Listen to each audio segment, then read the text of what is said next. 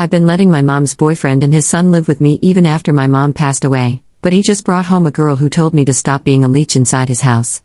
Posted by you/not willing to share. When I was 17, my mom came into some money. She tried to keep it quiet, but she paid off my dad's debts, bought him a small house, paid off her own debts, paid for my sister's college and set up funds for mine. She had a boyfriend at the time, and shortly after, he and his 7-year-old son moved into our new house. Over the next few years, my mom bought my sister a house after she graduated from college. Her boyfriend lived with us and didn't pay anything, but he did work. When I was 21, my mom was diagnosed with cancer. It wasn't good. She sat my sister and me down and went over exactly how much money there was.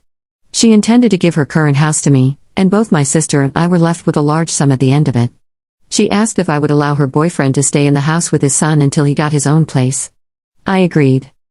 Before she died, she told her boyfriend that he would need to look for his own place but had time to save up for that transition. For the last 4 years, he has continued to live in the house with his son. I haven't minded because we get along okay. I pay all the bills, but he does buy food for himself and his kid. He has dated off and on and mostly kept the women out of the house, which I respected him for, until his current partner. She's been in my house 3 times, and at first, besides feeling a little uncomfortable, I was okay with her. But the last time, this past weekend, was the point where I lost my crap. I was making myself some lunch when she came downstairs, grabbed a plate, and went to take food out of my pan. I asked her what she thought she was doing. She started telling me that I should look for somewhere else to live and that leeching off my dead mom's past relationship as an adult was pathetic. I hollered for my mom's old boyfriend.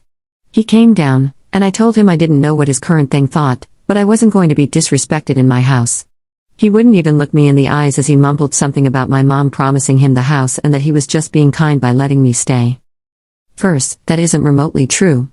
My mom pulled him and me together after she asked if he could stay to set expectations. My mom met him shortly before she won the money and told him, and us girls, that she had no intention of leaving him money. She did set aside a fund for his son for college when he gets there, but he cannot touch it, only his son can.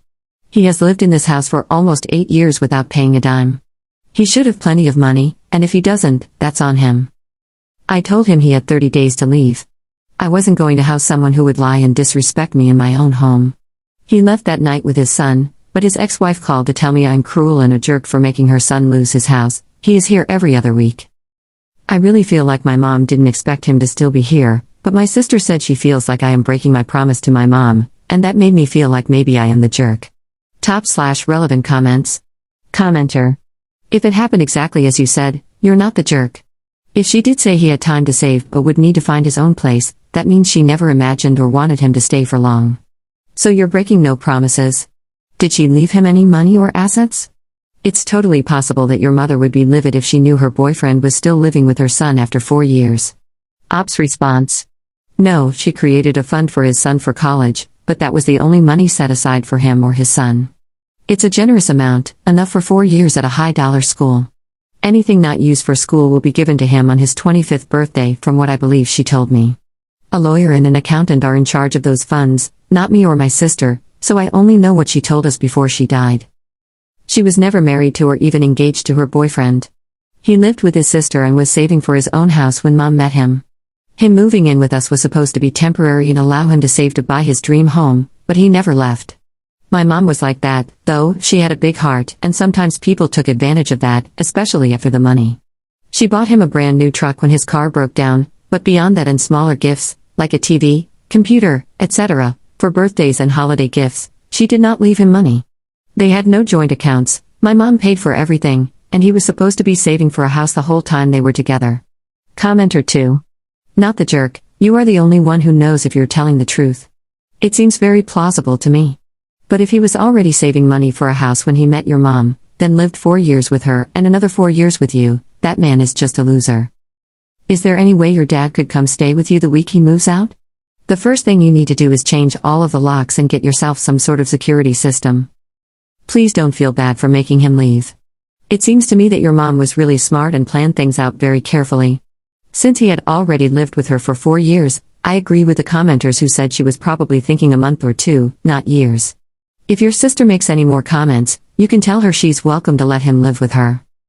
Ops response. I think part of letting him stay so long was bonding with his son, but I also liked having someone else around who loved my mom too. There were nights when I would wake up from a nightmare and end up in the kitchen, and he would hear me, make a cup of coffee, and sit with me to share a story about her. His son loved mom too, and some evenings we would get takeout, watch movies, and joke about what commentary my mom would have had if she had watched the movie with us. My sister lives a state away, so we only really see each other once a month or so. I like not being alone in this big house. I do have a security system, and the locks have been changed. He is coming over tomorrow to get his stuff. Commenter 3. How did his girlfriend react when she realized he lied? I would have liked to be a fly on the wall in that conversation. Ops response. She sat with her arms crossed when he and I talked, but she didn't say anything else before she left with him. Update 1 day later. I know the other sub is very subjective about updates, so I figured I would post it here. I do want to take a moment to address some things I saw in the comments. 1. There are trusts set up, and neither my sister nor I have full access to the money left to us. This was done both because my sister and I were in our early 20s when my mom died, and she wanted to ensure we had some stability before gaining access, and to protect us from people who might try to take advantage of us, especially while we were grieving. 2. I have a lawyer. He has already informed me of the eviction laws in my area, and my mom's former boyfriend will be served with formal eviction papers just to cover myself, even after today. So, to the update, my dad came over this morning. I decided not to have my boyfriend over since he doesn't know about the money side of things, and I wasn't trying to bring him into the situation, and brought along my cousin. For easier storytelling, I'm going to call my mom's former boyfriend Carl. Carl showed up around 10 a.m., talked to my dad, and then asked if he could have a couple of minutes alone with me. My dad nodded, so he and my cousin went into the kitchen while Carl and I sat in the living room. I'll be honest, I didn't expect it to go the way it did, but I'm glad it did. Carl started with an apology.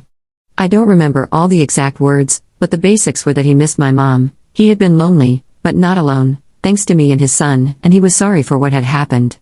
He admitted that he got caught up in lust, let someone else fill his head with ideas, and that he took responsibility for his mistakes. He said he should never have put up with someone who would disrespect me or my mom's memory. He tried to hand me a cashier's check for $15,000. He said it wasn't much, but he wanted me to know he appreciated me for letting him live with me and that he wanted to pay back some of what he owed. I refused the check, partly because I never wanted his money, but also because I didn't want to give him any possible legal standing if this was somehow a way for him to try to stay. I told him the first part and suggested he put it toward a house. He told me he is living with his sister but will be looking at houses with a realtor next week. He also mentioned that his son has been asking about our next hangout and said that both my sister and I are welcome to arrange time with him. After all that, my dad and cousin helped him move all his belongings out of the house. He had brought a U-Haul and he returned my house keys. He apologized again and left. Not what I expected, but it went really well, and I feel a lot less like I let my mom down. Second update 10 days later. This is probably going to be my last update unless something unexpected happens, but I thought I would just give a quick update on Carl. So, Carl called me last week and again yesterday. He put an offer on a house, and it was accepted yesterday.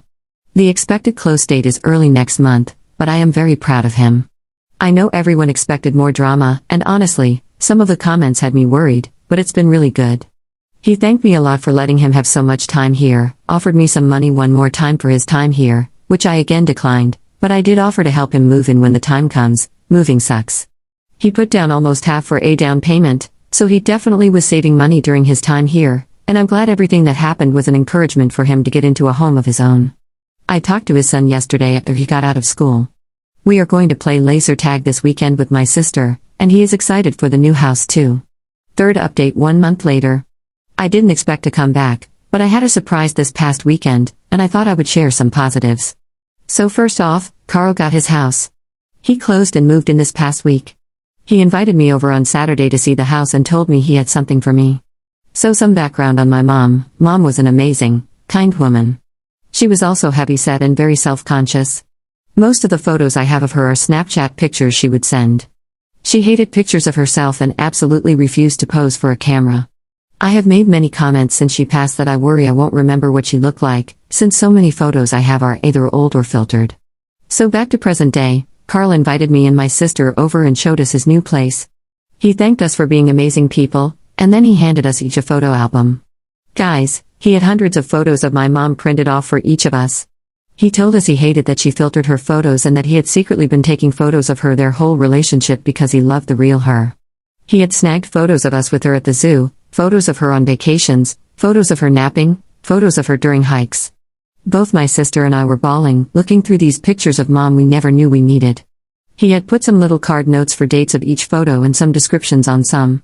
He managed to capture her smiling and laughing, things she would never take a picture of because she didn't like her smile. To me, this book is priceless. So that's it. Carl is amazing, and maybe we had one bad moment, but it doesn't define him or me. He loved my mom, and that matters. We are all going to get together for my mom's birthday in a few months and just celebrate the woman she was. /relevant comments. Commenter. I like stories like these. As much as I like to throw mud and shout shame at people who behaved badly, it is refreshing to see such a turnaround after a situation like this. Humans are complex and weird. We villainize people in these stories as thoroughly evil, irredeemable pond scum so quickly when they aren't. They're just regular, normal people who hold both selfishness and deep love and care for others.